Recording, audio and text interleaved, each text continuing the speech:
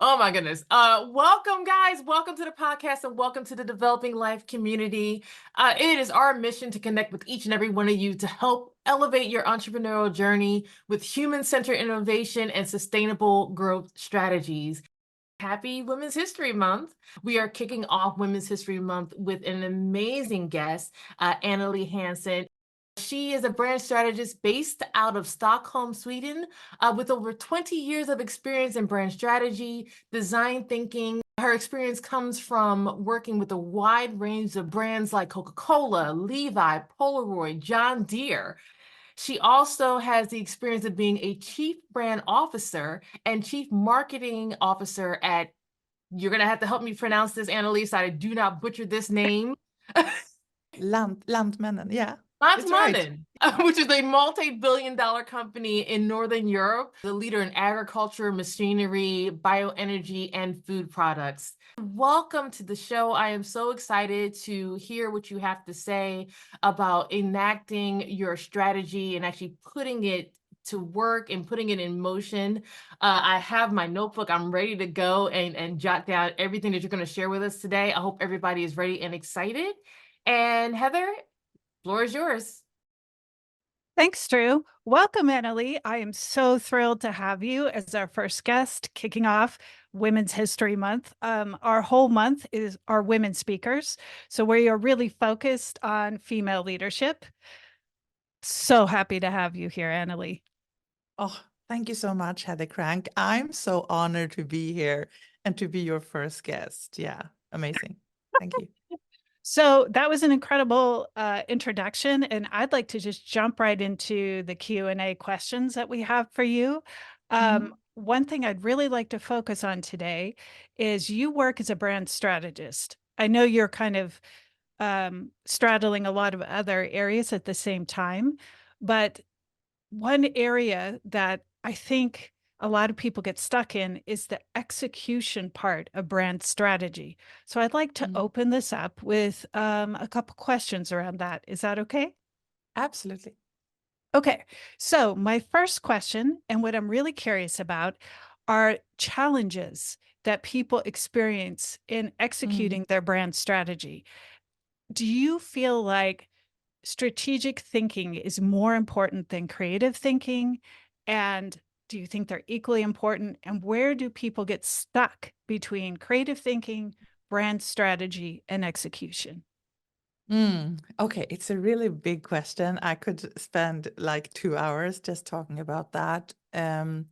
First of all, I want to say, no, I don't think it's one is better than the other, of course. I mean, I think it's two different roles. And sometimes a person can combine both of them and it works really well.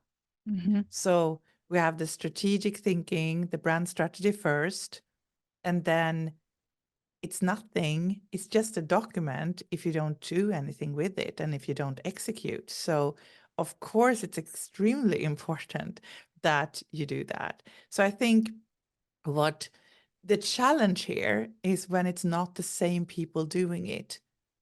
And it can be that, do you want to go into that kind of the problem with it? Is it okay if I kind of go Yes, into that? please do. Yeah. Yes. So what happens, what I see is that when I've been working in big corporate environments, then everything is very much silos. It's like different departments work in different ways.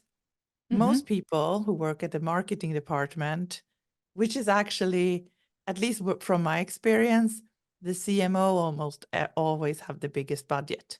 Right. So if you think about it from that perspective, that there's a lot of marketing people with that background who works for the marketing department. So what often happens is that all the strategy is happening in those meetings.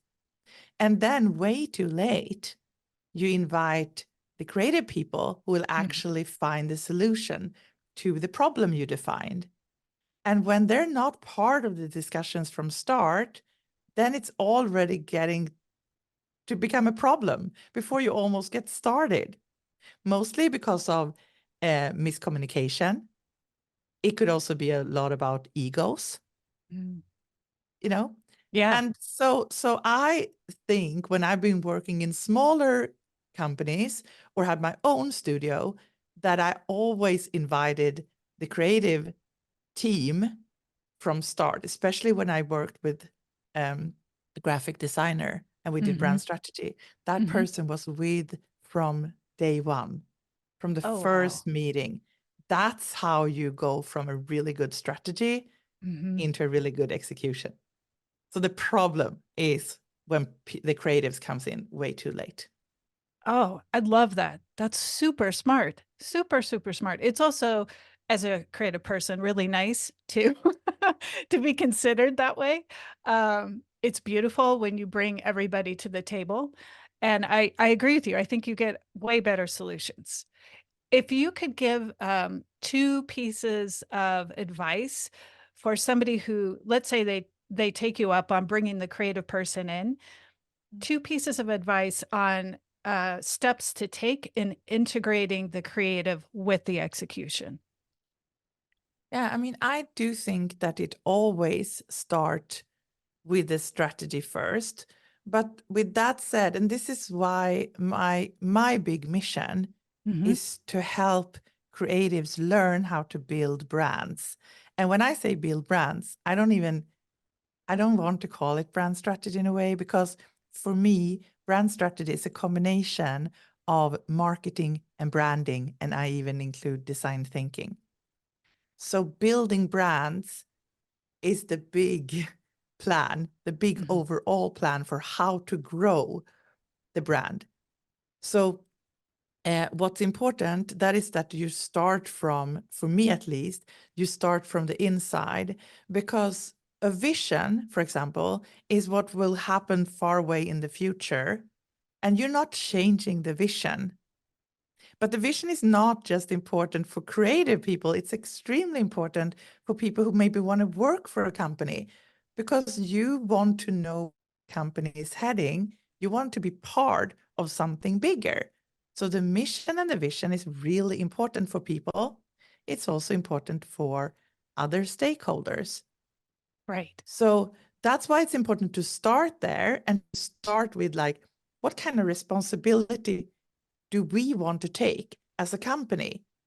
What difference do we want to make in the world? It's not just about making money. It's hopefully also about taking some responsibility and leave the world a little bit better.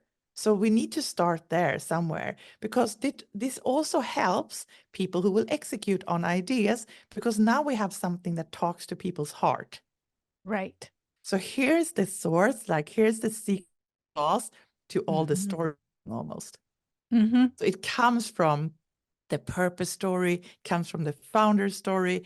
We know why they do what they do, so we can really care about it. So we start there. And then we need to add on some personality and values, so we actually know who they are.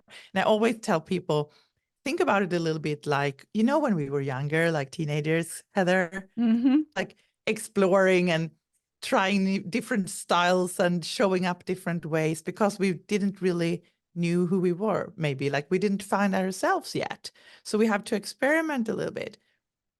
So if you don't know who you are and then you go on a date, which is your date, is the customers.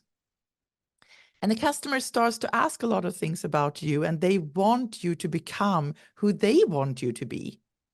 So if you're not clear about who you are, what you believe in, and your true identity, you will start adapt to people really fast, like we do when we're Oh, wow. insecure. And like I go Yeah. on a date, oh, he wants me to have green hair, no brown hair, no blonde, like, and you just like start because you want to be liked. And that's Right. how a lot of companies do. They just like shift and do things because they want to be liked by customers. So Right. always start from who you are, what you believe in, and your true identity first before you're ready to go out dating, Oh, I also known love as that. getting customers. Oh, I love it so much. That's so true. Because if you want to have a long-term vision, you Yeah, absolutely need to set up the foundation in the beginning to be able to build on that identity that you're creating based yeah, on what you want to do in the world. yeah, exactly. So now when we know ourselves, and hopefully also like a true self, Mm-hmm. you know, and I love Brené Brown. And when she talks about vulnerability, this is so what we can really use this for even really big corporates, because vulnerability is the foundation for how to build connections. Mm. And it's also the foundation for creativity True. and for innovation. Mm-hmm. And all brands and big companies want to be innovative and creative, and they want to connect with their audience. So it's not just us as personal brands who needs to be vulnerable and share our stories and talk about things that might be seen as a weakness. Mm-hmm. I encourage all companies to do that, because this is why they're so freaking boring, because Right. they try to be so perfect all the time. Yes. So what if they could just show up a little bit more, what we call humanize the brand, Mm-hmm. more real and authentic, and actually like, hey, this is us. We're not perfect, you know, but this is what we do to take our responsibility. And when you're not so perfect, people connect easier. So that's kind of a little bit my mission too, to Mm-hmm. encourage companies to be a little bit more brave, to be imperfect. Ooh, I love that. I love it. So, So, so yeah. oh, go ahead. No, so that's kind of where we start. We start with ourselves, then we turn out to like so we know who we talk to. And this is so important, because we can't do execution unless we know the people we talk to. So we need to understand really like, how can we decide about a smaller part of the market that we talk to? And Seth Godin talks about split the market. So he talks about minimal viable audience. So it's like, how can we make sure that the budget we have, and a lot of people work with smaller clients, you know, most Mm-hmm. clients are small clients, Mm-hmm. so they don't have so much money. So if you don't have so much money and not so many people working with it, you need to be very resourceful with what you have. And the best way to marketing yourself is to have a smaller group of people, so you can make sure that you create brand awareness in that group before you start to go wider. So Right. that's why you always say you have to niche down. It's not Yes. because you have to be boring and choose. It's because you need to be resourceful in your marketing. Right. Yes. So we do that, and then we get to know people, you know, by doing research. So this is where I know that I am a little bit different from some other strategists, because there's something like my friend Christine Loser, who's I'm going to do a course with soon. Mm-hmm. She told me this thing called impression management. And I always talked about brand perception, but it's a little bit two different things. So impression management, it's what it sounds like. You kind of try as management, you try to influence how people will see you and the first impression they get from you. So we need to know people's perception about the brand. Mm-hmm. So we do everything we can to make the right impression in all channels and touch points we can. And then we need to somehow figure out what their perceptions are, because we have our identity, how we want to be perceived, and then we have their perception of us, and this is the gap. Right. So there will be a gap that we need to close that or bridge that gap, and that's what we do then when we do the creative solution. Right. So that's why we need to know it. Right. And then we need to know how we kind of who we're up against. You know, Yes. we want Yes. to eliminate or minimize competition. Yes. Yeah, to have a really clear value proposition, a clear positioning, so we're ready kind of go to war and win over our competitors. So it's like a war, a friendly war, but it's a war about like people's hearts and minds. Mm-hmm. That's what we do. So if we don't have this foundation and like a plan for attack, like how are we going to go from A to B? How are we going to bridge the gaps? That is really difficult to do execution. Yes. So that's why it's so important to start with strategy first. Okay. So I have a couple questions. Mhm. That was a lot of information. Yeah.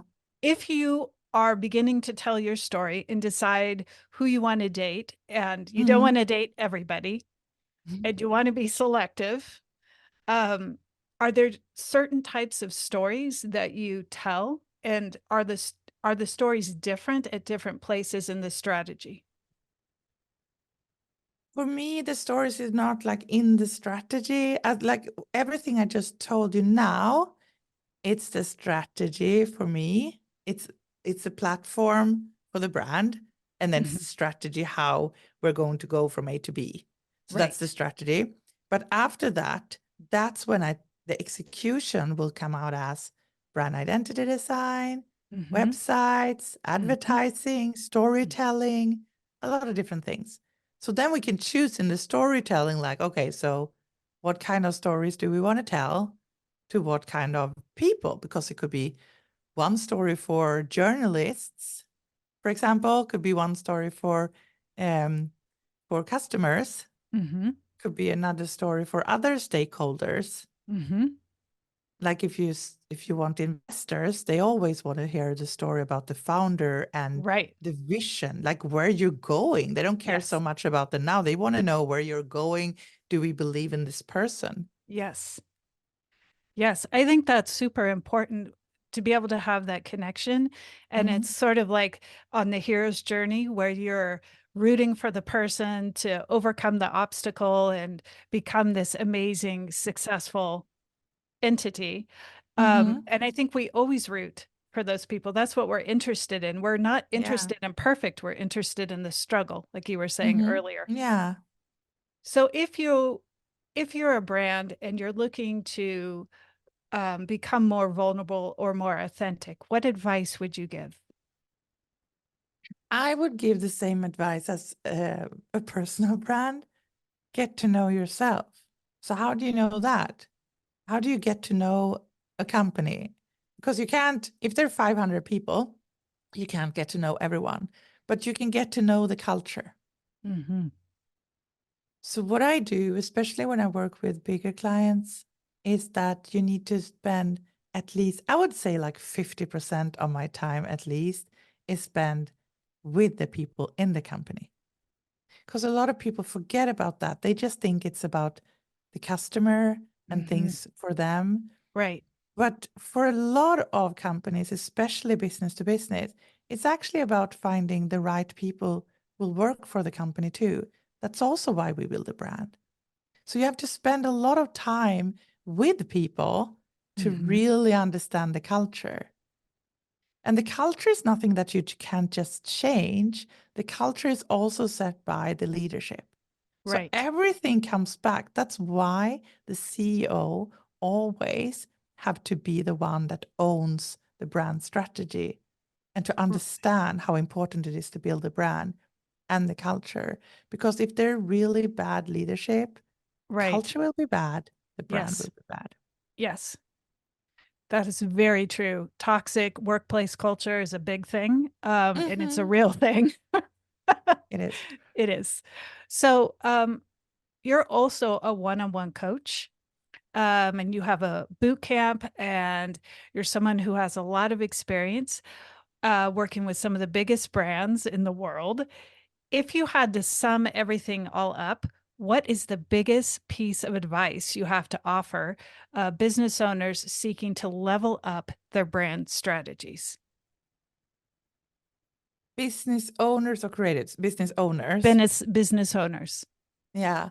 I would actually go back to the thing we just talked about to have a little courage and to not be so afraid and think about the brand the way we see personal brands. Like we really don't like people who like know it all, who Hmm. pretend that they're perfect, Hmm. because it's so obvious sometimes that people are really insecure. And I think it's the same thing with companies and brands. So Interesting. yes, I just try to help them to become a little bit more brave. I have this expression of I don't put lipstick on pigs. And I tell them, like, are you a pig?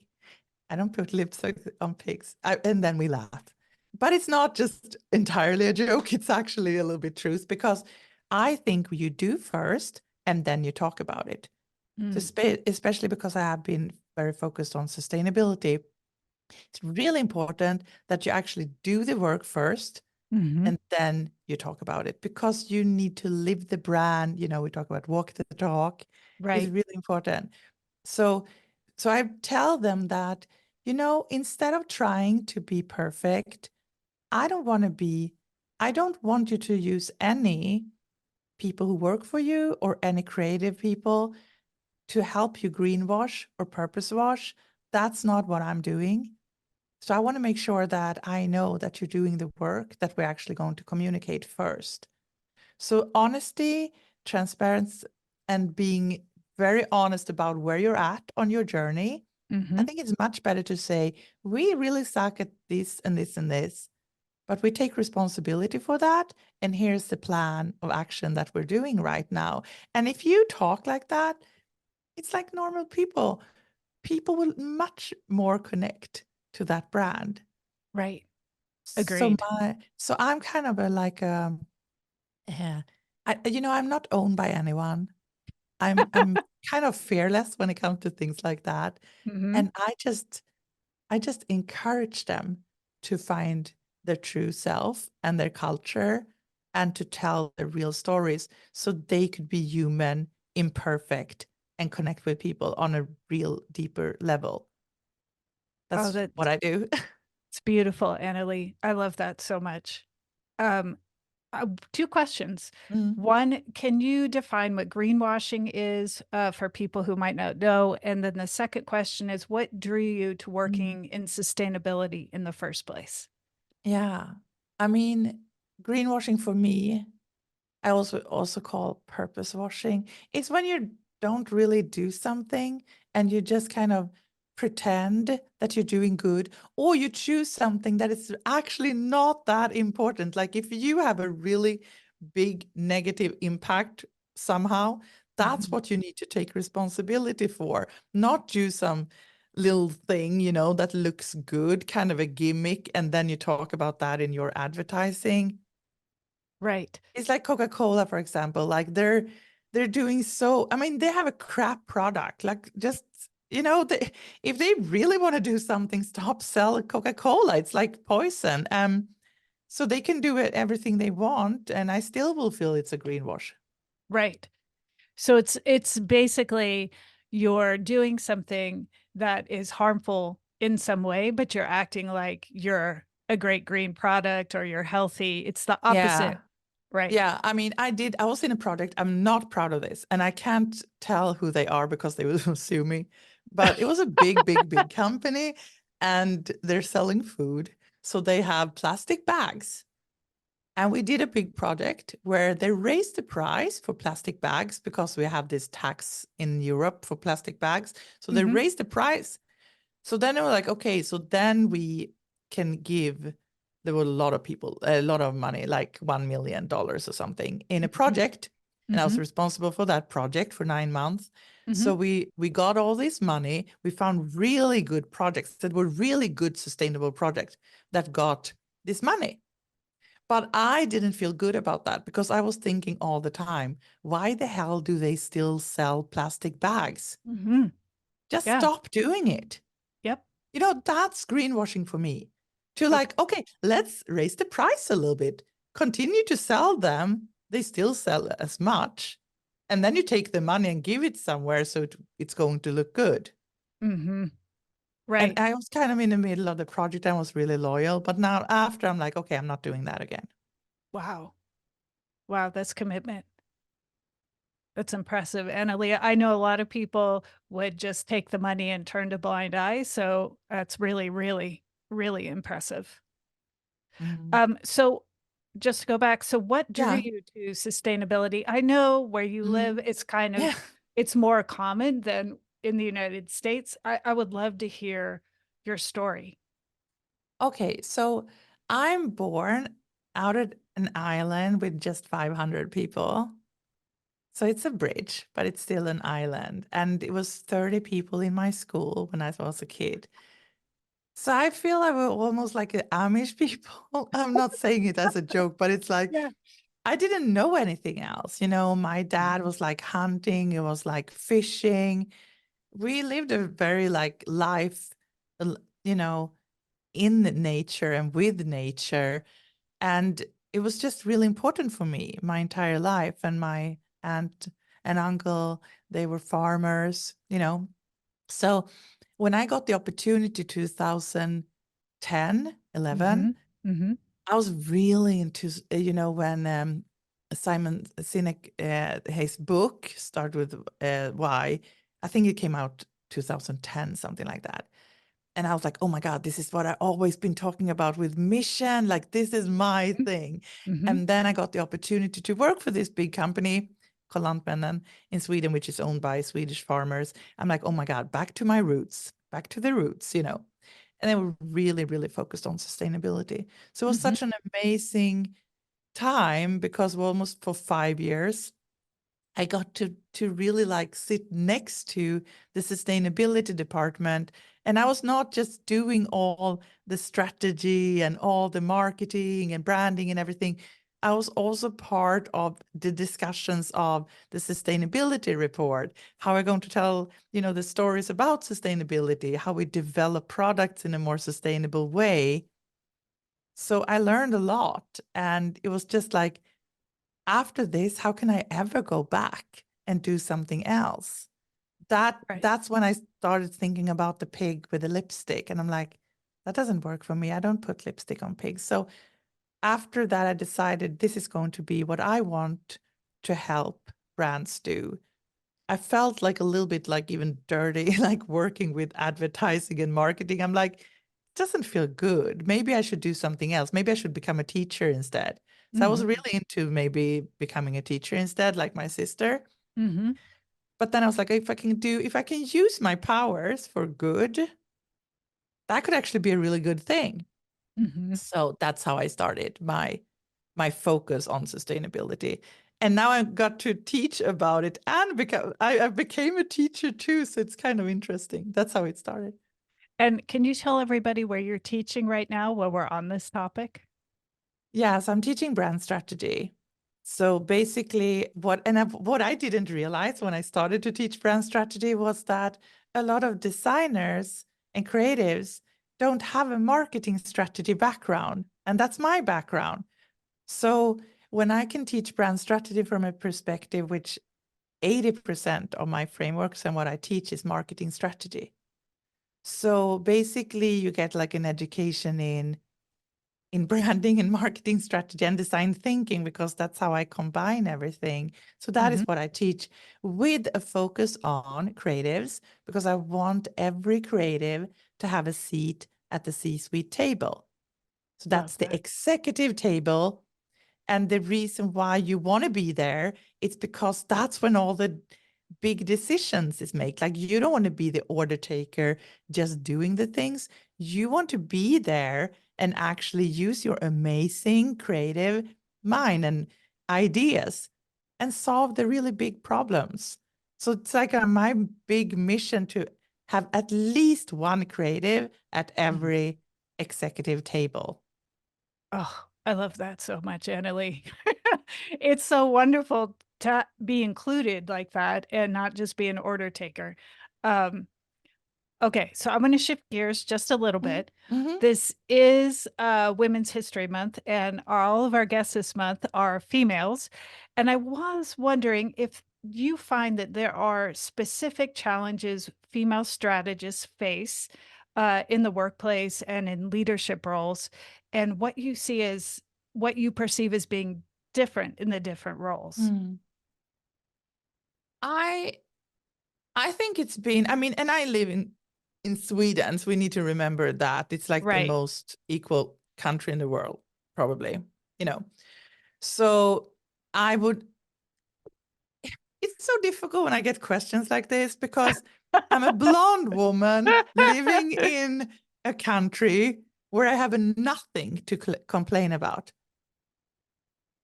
So it's almost difficult for me to even say something without, I'm afraid of sounding like, what's your problem? And Right. it's true. I don't have so much problem at all. But if I would say anything about being a woman in this industry. I don't think it's just in this industry. I think it's being a woman in any industry. Mhm. And I don't even know where the problem is, but I thought about a few things that I reflect on. Uh-huh. And one is, I don't know if that is how we're like wired from childhood, but it's something around that much more women I meet question themselves Mhm. and have suffer more from imposter syndrome and Mhm. wonder if they really are worthy, Mhm. if they can do it, like, do I know enough? Mhm. If there are any chance to get a new position or to do something, is like, I don't know if I know 100% of this. While a lot of men are like, hey, I know 60%, who cares? I go for it, Mhm. I feel that is a big difference. And Yes. I don't know why, if it's something that happens when we're younger, if we have a different pressure. I don't know what it is, but it is a difference. Yes. It is different. I agree with you. Um, yeah, so that's one thing that I really thought about. And then another thing that I think is kind of hilarious in a way, because I never peak. Like, okay, so I always wonder, how come women are always too young and then we're too old? It's like, when the hell did I peak? Because I used to be so young for so long, and people like, Mhm. oh, you're the same age as my daughter. I'm Right. like, okay. And then one day I was like, do you know about social media, or are you too old? I'm Oh like, my God. what happened? I'm Yeah. like, Yeah. but wait, I still wait for my peak, but I think I'm on my way, Oh no, on the no, no, other no. side now. No. No, no, no. I don't agree with that at all. No, No. but it's kind of hilarious because I met men when I was working in the corporate environment, who they're so funny because they dress up like they dress up like they go Mhm. to their job, and like 25 in a suit. And then you meet them and they're like, yeah, I'm the senior consultant for this branding studio. I'm like, senior consultant? You just, finished school. But they Mhm. say Mhm. it really serious. Yeah. And then they can show up like that, and then they can be 85 and no one Right. cares. Right. And Yeah. I think it's been getting better, because I think I see more women that are a little bit older, Mhm. even on social media. Mhm. But I do think it's easier for men in a way that to start really young and never being really questioned about their age. Mhm. I agree. Um, I think that's been a thing that I really reflect on. And one more thing. We're born, I think, to be focused on relationships. Mhm. From we're really small, it's, when you study kids, they're like if you and I were we were friends when we were small, we're like, hey, Heather, do you want to play after school? Mhm. You're like, yeah, and someone's like, what are you going to do? And we're like, we don't care. We're just going to have fun because Mhm. we want to hang out with each other. While men are often a little bit more focused on the thing, like the task they're going to do, the activity. So like, I'm going to play football. Who's going to Right. play football? Yeah. And Right. then they don't really care as long as they can play football. So I thought about that when we come out in the business life. Of course, that will affect us too, because men are more like, here's the task and I'm going to do it. Right. And as women want to have the relationship and getting along, and like, can be sensitive to energy and just having this good relationship. And that might be something why not everyone wants to have a more leading position, because Mhm. it's lonely on the top. Like, you get more and more lonely the Right. higher up you get. Yes. So if you do that, you also say that you basically don't need that relationships. Interesting. I never thought about that, Anneli. That's really, really interesting. And you know that when you go after something you want, and Mhm. women will fall back if they feel like they're not 100% qualified. I actually did it yesterday and I caught myself and I thought, wait, wait, stop. You're doing the thing. But it's so Yeah. embedded. It's so unconscious. It's something I've learned. And then I have to be aware of unlearning all this Mm. stuff. And it's just a constant struggle. It's a Yeah. constant struggle. So have you, as moving into these Mhm. leadership roles and running a boot camp and taking on, you've been accelerating the number of things that you take on and being more visible in the world. What Yeah. process are you personally involved with as far as unlearning those habits or behaviors so that you can move forward in your life the way you want in your career? Mm. I mean, I think when it comes to my whole journey with my personal brand has Mhm, been the most game-changing thing for me my entire life. And I'm 50. mhm, So I would say the 2, 3 last years, especially maybe the 2 mhm, years have been really, oh my God, it's like, it's been tough, but also this is why I want to help people. When I figured everything out, I want to help people. I feel like I want to heal first. But I can help companies right now and I can educate about it. But I don't want to help people on a one-on-one level because I'm not there yet. I'm like in the middle of it. mhm, I do struggle. I still have a lot of things that I have to really battle every day. And mhm. one thing that you said too is really like, and you know, when you say it, I'm like, oh my God, Heather, you're so qualified. You're so amazing. You're such a talented designer. I just want to like, how could you ever doubt yourself? You know, it's easy to say from the outside. And Mhm, I know how it feels like. mhm, So I'm doing that too. Just yesterday, I was reflecting on something. I'm like, oh my God, I've actually been, if I count the years that I also been in sales, the first 3 years, because I was still actually in startups and I helped grow a business and a brand, even mhm, though it was sales. But if I would count that, it would be 30 years in the industry. So it's many years. And still, like you, I'm sometimes am I good enough to do this? Do I know enough? And then I mhm, see some random people who just read a few books and they're like preaching. I'm like, mhm. Anneli, you know your stuff. Right. Stop, stop this, just Yeah. go out there and do your thing.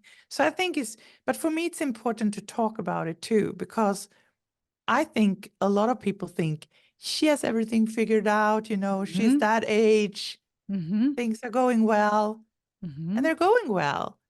But I also have this inner kind of demons that I have to fight and overcome things. So it's like it's therapy, mhm, it's having a great coach and mhm, my a friend in Christo, and he's been amazing. I wouldn't even be here if it wasn't for him. And I don't mean in a way that he helped me, I couldn't do it myself, but in a way that I've been going so deep in my personal development and feel so strong right now mhm, that I can do anything, but I can also talk about anything. So I can share all my struggles and not feel shame about it anymore. And if I mhm, feel a little shame, I just tell people about it.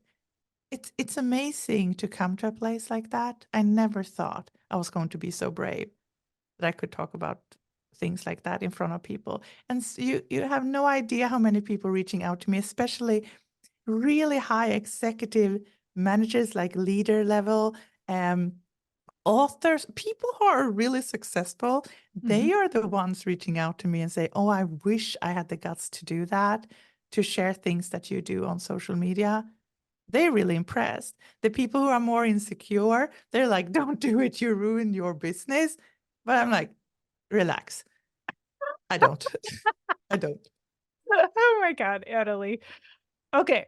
So I'm going to loop back around one more Mhm. time into brand strategy for just a second, and Mhm. then we're going to open it up for questions for the audience. So Yeah. if you have questions, please drop them in the chat while Anneli and I wrap up the last phase of this Mhm. interview.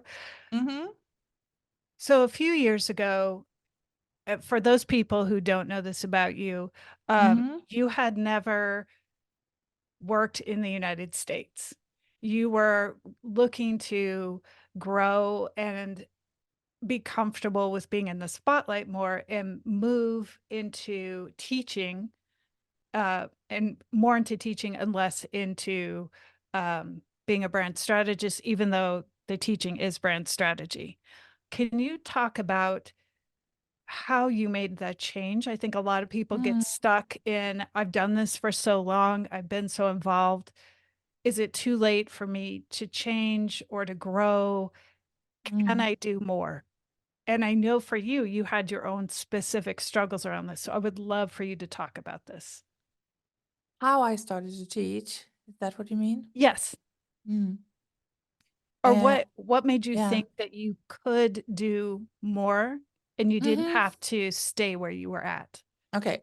So since about 2014, maybe, Mm-hmm. I was teaching in a project but a really small class, but it was almost kind of a combination of strategy, teaching, coaching. So we had up to 10 companies every semester. Mm-hmm. So it was a project for European Union to help really like organic, sustainable small companies to level up their business. So I was responsible for a program. It was a little bit like brand strategy, marketing strategy. So I did that for many years. And I was like, oh, this is so much fun.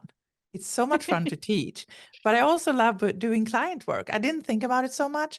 2019, I joined the Future Pro group, where you and I, or did we meet there? Anyway, I don't even It remember. was Clubhouse. Yeah. Clubhouse. Yeah. Yeah. So I joined the Future Pro group. And really soon, first I didn't want to speak English in front of people. So that was my first like really big challenge. Mm-hmm. Like I see Van here. She was one of the super kind persons who really like helped me. A lot of people helped me one-on-one and in really small groups to help me get started because I had to use Google Translate. It was really tough. So it took some months, but then after about 6 months, I actually started like a subgroup in the group. And I started to teach people because I just wanted to give back. So I had no idea that I was going to teach. I was like, this is so much fun, but I still do client work. Mm-hmm. Mm-hmm. And then during the pandemic, I lost 70% of my clients in like 2 weeks. I'm like, oh my God, I need to do something. So I took 6 months off just to find myself, to find what I want to do in my life, and just like, I don't have kids, so I didn't have that time at home, between. So my husband is like, take that time. It's great. So I got coaching a lot of things. And I decided I'm going to turn into coaching and teaching instead. It would be amazing if the last 1/3 of my life, maybe I could spend that on actually giving back and help people, especially people like me, who's actually not the perfect A student. I wasn't really popular in school from the teacher perspective either. Like I was kind of a rebel and I didn't like being in school. It doesn't really wasn't my thing. So people like me who basically need to learn by themselves or find other ways of going to school when they're older. I was like, there are a lot of Annelies out there who might need a little help that is not that perfect A students with a lot of money, They don't need help. They can go to expensive schools. So that's what I felt like, I just want to help people from all around the world. So I started to teach. And so it was kind of an accident that I did a couple of workshops for the Future, and they sold out and they become a really big success. And we decided that I was going to do a course. And that was the most scary things I ever done, because I don't know how to speak English. I don't know anything about tech. And here I am going to record myself teaching for the very first time in front of a camera. Super scary. But that course, it's a crazy launch, a 6-figure launch. That was the best launch they ever had at the Future then. Wow. And that just opened the door for, oh, I'm on an international market and I can teach. Mm-hmm. Mm-hmm. And here I am 3 years later, 2 years later. And it's amazing. So now I'm practicing becoming a better and better teacher so I can reach more and more people. And that's my calling. That's the only thing I want to do.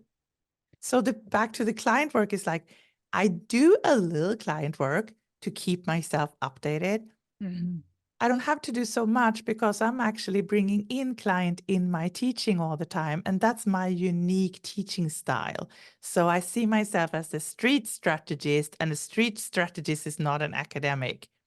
So I bring in my client into the classroom and we do work together. So I want the students to know how it feels like to facilitate with a real client. So that's how I teach. That's why I stay like, I meet clients all the time anyway, and I do client work. Wow. Anneli, you're amazing. I have so much respect for you. I have some questions coming in, so I'm going to start the Q&A. So we have Devron would like to know, what are some potential pitfalls or blind spots that creatives should be mindful of when executing their visions? Can we ask a question back, or maybe that it's not Yeah, possible? go ahead. I would just want to know, when you say vision, I Yeah. wonder if you mean to execute this on strategy, the strategy. I guess that is what he Yes, means. I think that's what he means. Yes. So what we're going to be careful about. Okay, so one thing that is really important that I think, but it goes both ways. Okay, let me see what he's right. Things we don't normally consider. Okay. So I think it goes both ways. A lot of strategists can't keep their fingers from creative ideas. And a lot of creatives want to change the strategy.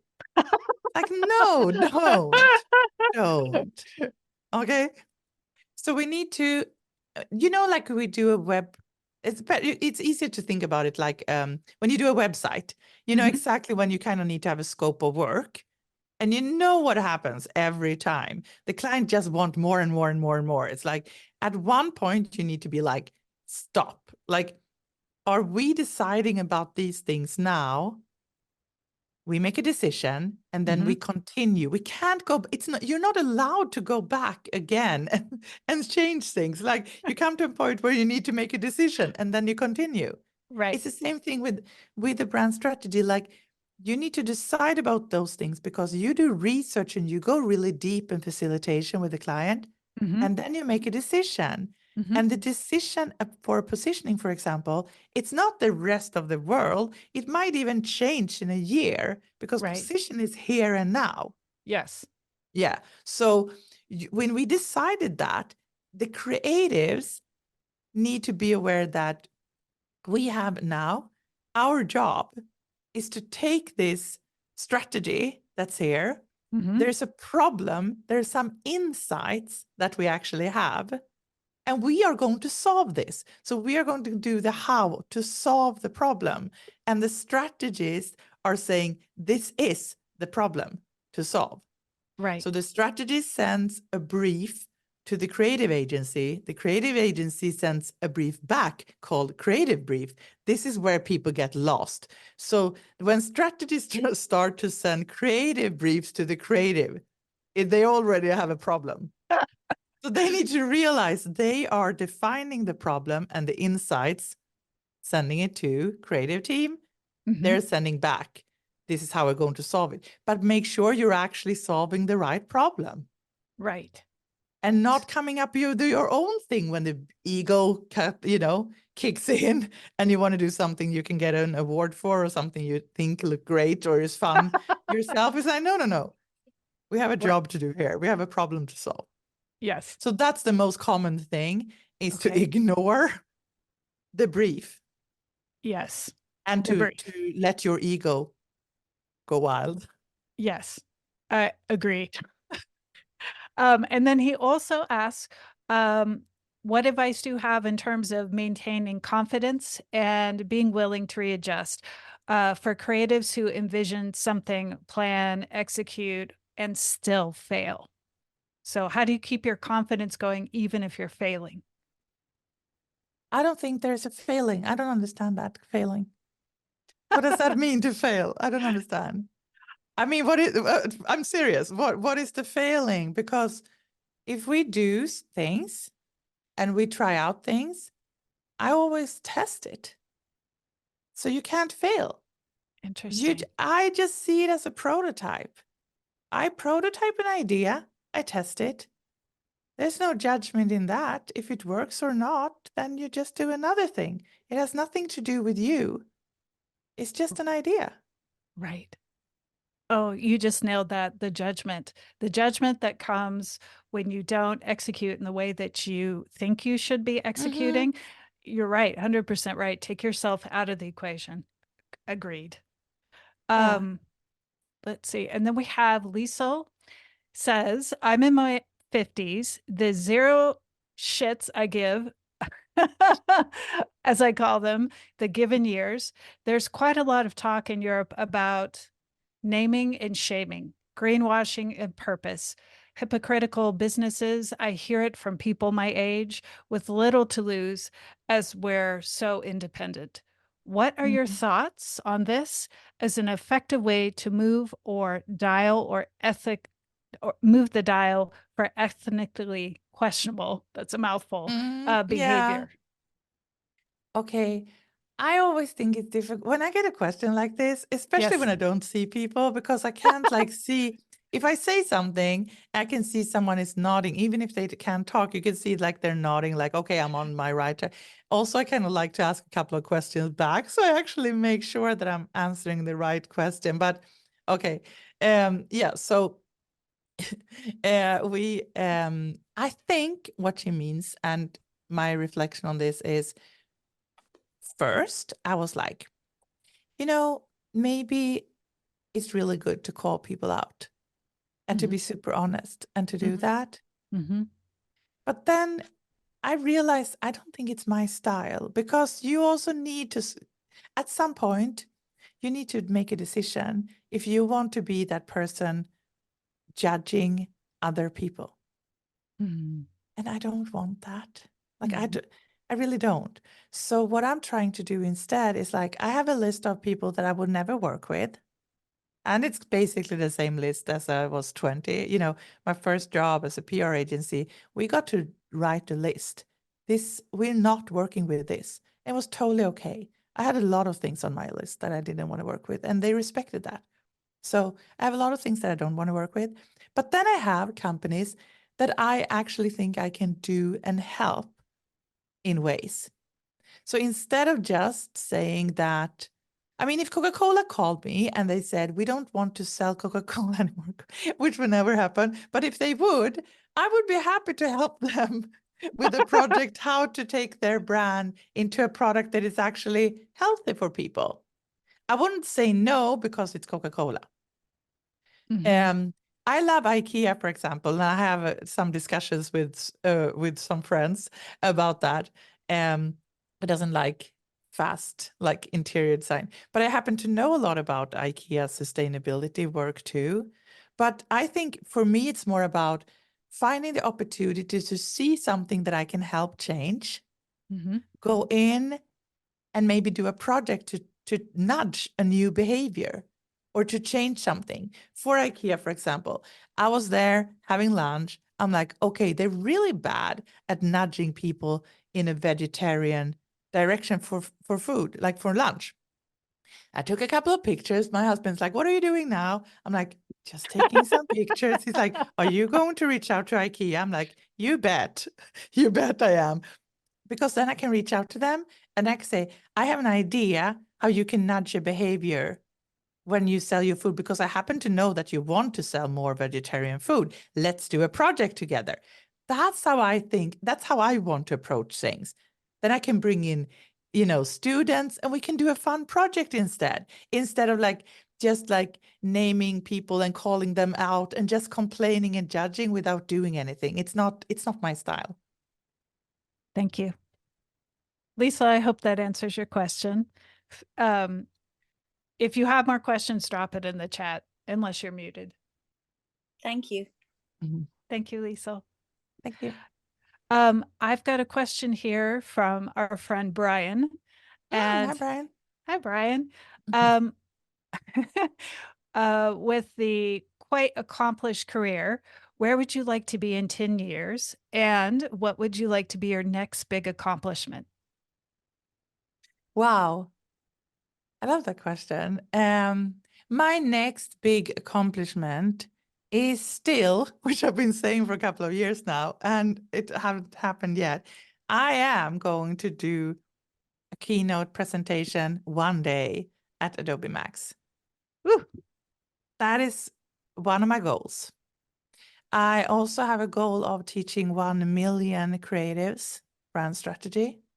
Not because I think that designers and creatives need to become brand strategists, but I do think, because my mission is to help all of you to a seat, all of you want that, to have that seat at the C-suite table. So to learn brand strategy and to know how to develop a brand is a really good thing to know. And then you can still be a creative too. So you can do both things. So to teach 1 million creatives is my goal. So in order to do that, I need to scale my business and reach out to more people. So I just want to be a better teacher and a better content creator. Mm-hmm. But I do what I love. I really do what I love. And if I could choose, I would love to go somewhere at least 4 times a year to do public speaking and live workshops, because I love live teaching. And you're good at it. Thank you. Yes. And you also ask, if you could go back and give your younger self some advice, what would you tell her to do differently? I would say to her that you will probably never be a person who don't give an F about what people say about you and think about you, and that's okay, because that's you. Mm-hmm. But don't let that define who you are, and don't let them quiet you and do whatever you want. But you can still be you, because I think that's so important. I try to kind of fix myself and to change myself a lot. And I am who I am, but the more confident you get and more accepting of all parts of yourself, it's like almost at a point where I told so many things that there are no secrets to hide, and that also gives a confidence. So we like, just share everything, because if people don't like you, do you really want to be around them anyway? Right. I've been so good at adjusting to people, such a people pleaser. So I would say, you're just good the way you are. There are people who will like you too, and you don't have to be friends with everyone. Great advice. Oh my God, that's so good. That's so important. And Devron also is asking if there are things that we don't normally consider when it comes to planning and execution. Mm. Are there things that we should just focus on or things we should forget? I think one thing that is super important is that the devil's is in the details, is one thing, in every detail. I mean, I've been doing a lot of commercials, like TV commercials. And when you do that, and it's like, what is she doing here? Like, involved in everything, like from storyboarding to clothes, everything, I'm like, it's not because I don't let you do your job, but I want to make sure that it's on brand. And I Right. know the brand, I know the soul, and I can Right. see the details. I'm like, that was a hat from the wrong, Yeah. if you do Right. something for Volvo, you can't like have John Deere coming up with a hat there. It's like, you have to pay attention to everything. I'm like, I see a green machine over there. That's not a Volvo, And people don't see that often when they work for agencies. So make sure that all the details are so important for the client. It really is. So the devil is in the details. Also, make sure that, especially when it comes to branding, that implementation is so important when it comes to internally in the companies. So when you work with branding, you need to make sure that you have a lot of time to educate people and to make sure that they know how to behave and they know how to make decisions. So you can have different scenarios, for example, what would be on brand and not. Because branding is not just how you look, it's how you talk, it's how you behave, it's how you show up. That must be from the culture, from the company culture. So spend a lot of time in execution, implementation, and really, make sure that people live the brand. So that's also one thing. Yeah, and then another thing is when you think, oh my God, I'm so freaking tired of this. I don't want to see one more thing. We need a new idea. That is like, no, you don't need a new idea. This is the moment when people start paying attention. When you're so tired that you can't stand it, that's when other people, because people have so much noise and so much things going on, they're not that interested in your brand. So we need to know that consistency is so important. So to stay with one concept for a really long time and don't change so many things. And if you have a concept and a story, for example, for a brand marketing, you need to do that in so many different touch points at the same time, so people will even notice. So I think that's a thing too. Like, don't get bored of your own things because you're not the best judge of that. Right. Yeah. Mhm. Okay. So we are now at 1:03. So I'm going to get ready to wrap this up. If anyone has any last lingering questions, now is the time to ask. And Anneli, while I'm waiting to see if any more questions show up, can you talk about any projects you have going on, things coming up in the future, where people can find you, and Yeah. anything else we can help promote? Thank you. I mean, on the topic that we were talking about, one thing that I've been thinking about a long time is how can I be a better teacher, like I said. And one of my mentors, I can say, and a person that I got really influenced by is a professor, Christine Loser, and she's amazing. And I learned a lot from her. So I asked her if she wanted to do a course with me in brand strategy, because she also teach brand strategy. So this is where the professor meets the street strategist. It's going to be, and I'm not humble when it comes to this, because I think we're actually going to create the best course out there. She is a behavior science and she is an academic. And I'm just really good at doing the work. So I think the combination of the two of us, she knows how the behavior, how people think and how people act and why they do, how we can nudge behavior. We're going to talk about how we can build brands as a catalyst for change. So we're talking about high level sustainability and change making. So this is where we drop the frameworks, because I always follow frameworks. That's how you need to learn things from start. It's like with design, you need to learn it first and then you can break the rules. I teach people first. Now it's time to break the rules. So we're going to drop the frameworks, being really good at diagnosing problems by asking really good questions, critical thinking, system thinking, and we're going deep. So it's going to be about 10 weeks and we start in April. And I'm super excited about that project. Oh, wow. Oh, that's going to be intense. Yeah. So if people wanted to learn more, where can they find it? They can find me at the Anneli Hansson, Anneli Hansson, 2S. And I'm on LinkedIn. I'm on Instagram. I'm most everywhere, like you, Heather. Yes. But I'm most active at LinkedIn and Instagram. Okay. Well, any closing comments, Anneli? It has been my absolute pleasure to speak with you. It's been a while. I love seeing your face. Yeah. Heather, I I wish, I mean, you could be the first person in a call like this because I think you are amazing.